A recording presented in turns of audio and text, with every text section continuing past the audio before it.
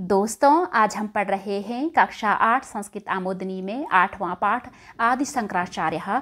आज हम इसमें इसका अभ्यास करेंगे। प्रश्न नंबर 1, आम अथवा ना लिखत। आम हाँ के लिए बोला जाता है, अथवा या ना नहीं इति ऐसा लिखत में लिखिए, हाँ या ना लिखिए। जगद्गुरु शंकराचार्यस्य जन्म पेरियार इति नद्याः तटे कालड़ी ग्रामे अभवत।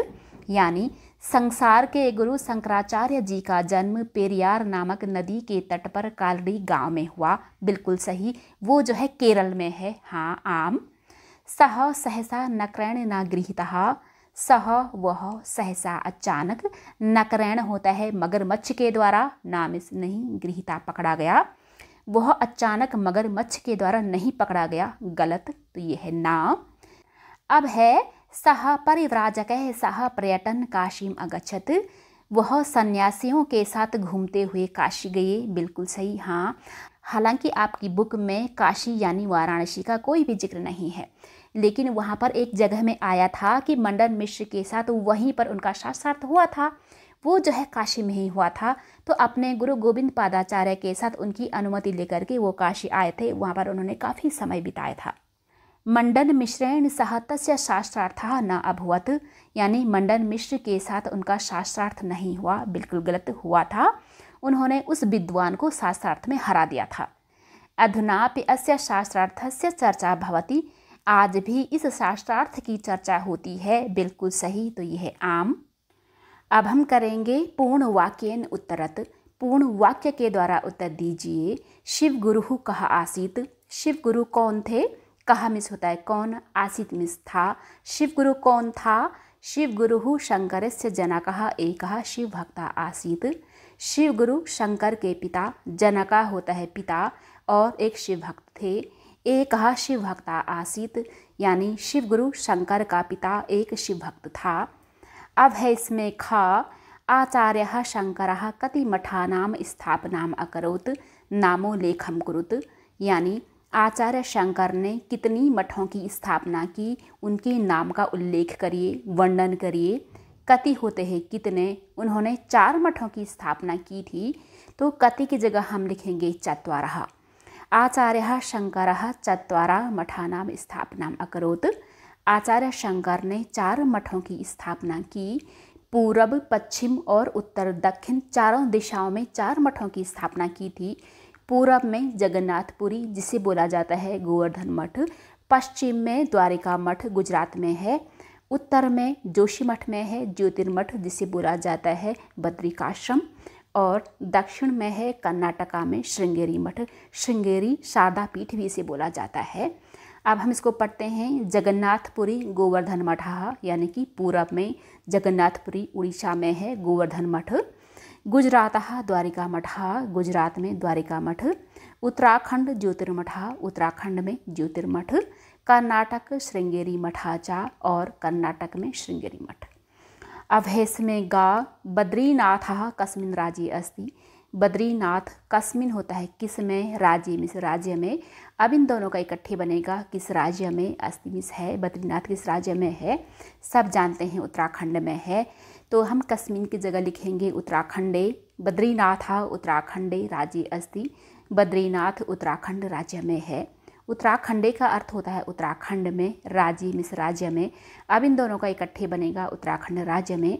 जब ऐसा होता ना, इस तरीके के 2 वर्ड्स आते हैं जिसमें सेम विभक्ति और वचन लगते हैं, तो इसमें एक विशेष्य होता है और एक विशेषण होता है। एग्जाम्स में काफ़ी ज़्यादा पूछा जाता है। बाद वाला ज़्यादातर इसमें विशेष्य, यानी कि जिसे हम नाउन कहते हैं, संज्ञा, वो है, और पहले वाला होता है विशेषण। अब है इसमें श्रृंगेरी मठ कुत्र अस्ति। श्रृंगेरी मठ कहाँ है, कुत्र होता है कहाँ, अस्ति मिस है। कर्नाटक राज्य में, तो कुत्र की जगह हम लिखेंगे कर्नाटके राज्ये। श्रृंगेरी मठ कर्नाटके राज्ये अस्ति। श्रृंगेरी मठ कर्नाटक राज्य में है। अब है इसमें तीसरा, अस्मिन् पाठे आगतानाम अव्ययपदानाम सूची निर्माणम कुरुत तेषाम अर्थ हिंदी भाषायां लिखत। अस्मिन् इसमें, पाठे पाठ में, इस पाठ में, आगतानाम आए हुए। आपको बता दें कि अवयव वे पद होते हैं जिनका फॉर्म या फिर रूप कभी भी चेंज नहीं होता है लिंग, वचन और विभक्ति के अनुसार। तो होता किनका है, मान लेते हैं कि एक शब्द है बालकः, अगर इसका हम लिंग चेंज करते हैं तो ये बनता है बालिका, बालका बालिका, है ना।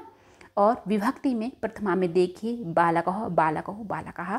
उसी तरीके से सातों विभक्तियों के तीनों वचनों में इनका फॉर्म जो है ना अलग अलग हो जाता है, लेकिन अवयव के साथ ऐसा नहीं होता है, ये हमेशा एक जैसे ही रहते हैं, इनका अर्थ सेम रहता है। सूची निर्माणम, सूची होती है लिस्ट, निर्माणम कुरुत मीन्स करिए, मीन्स इस पाठ में आए हुए अवयव पदों की सूची बनाइए, उनकी लिस्ट बनाइए। तेषाम, उनका, अर्थम अर्थ हिंदी भाषायाम, हिंदी भाषा में लिखिए और उनका अर्थ हिंदी भाषा में लिखिए। यहाँ पर मैंने कुछ अवयवों को लिया है, हालांकि कुछ छूट भी गए होंगे, आप देख लीजिएगा।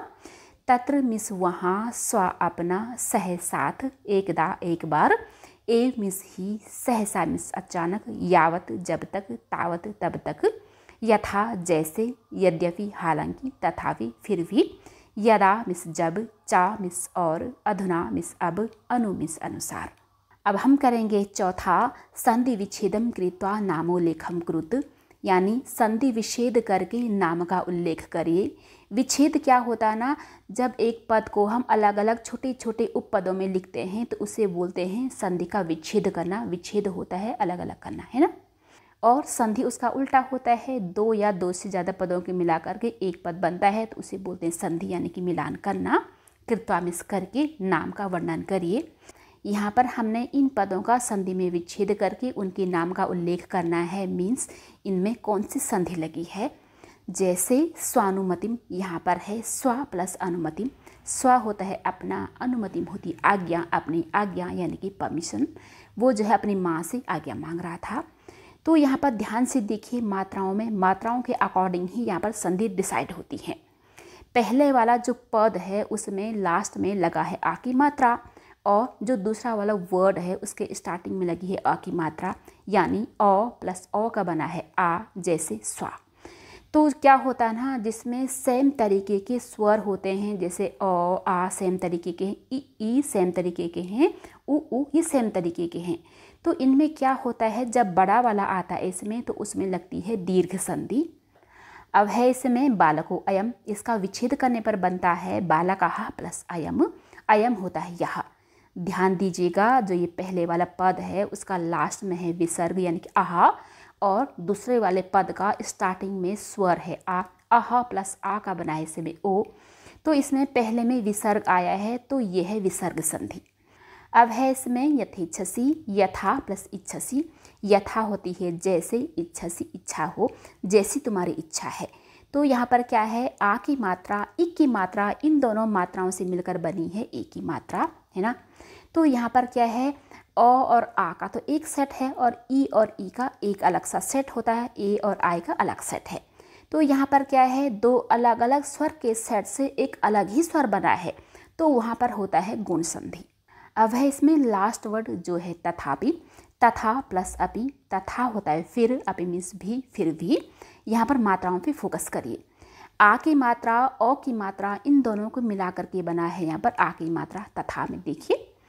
तो यहाँ पर क्या है ना, दोनों के दोनों सेम सेट हैं, ये भी सेम सेट है, ये भी सेम सेट है। सेम सेट का जो बना है ना वहाँ पे संधि करके, वो है उसमें दीर्घ वाला स्वर, इसलिए यहाँ पर दीर्घ संधि है। दीर्घ को हम बड़ा बोलते हैं। अब है इसमें पांचवा, रेखांकित शब्दान आधृत्य प्रश्न निर्माणम कुरुत। रेखांकित शब्दों को आधार करके प्रश्न का निर्माण करिए। तो यहाँ पर आपको क्या करना है, जो भी वर्ड अंडरलाइन किया गया है उसी का ही हमें प्रश्न वाला शब्द बनाना है।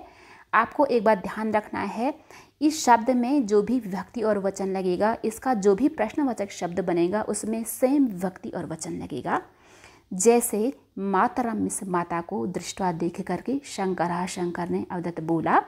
माता को देख करके शंकर ने बोला, तो इसका प्रश्न बनेगा किसको देख करके शंकर ने बोला। किसको की संस्कृत होती है काम, काम दृष्टवा शंकरः अवदत्, किसको देख करके शंकर ने बोला। अब है इसमें एकदा बालको अयम नद्याम स्नातुम अगच्छत। एक बार यह बालक नदी में स्नान के लिए गया। स्नातुम होता है स्नान के लिए, नद्याम इस नदी में। तो प्रश्न बनेगा नद्याम को लेकर के कि एक बार यह बालक कहाँ स्नान के लिए गया, तो कहाँ की संस्कृत होती है कुत्र। एकदा बालको अयम कुत्र स्नातुम अगच्छत, दोनों के दोनों में यहाँ पर सप्तमी विभक्ति है। अब है इसमें अस्य विरचितानि विविधानि स्तोत्राणि प्रसिद्धानि सन्ति।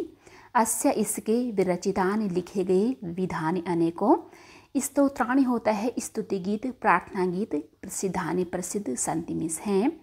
इसके लिखे गए अनेकों प्रकार के स्तुति गीत प्रसिद्ध हैं।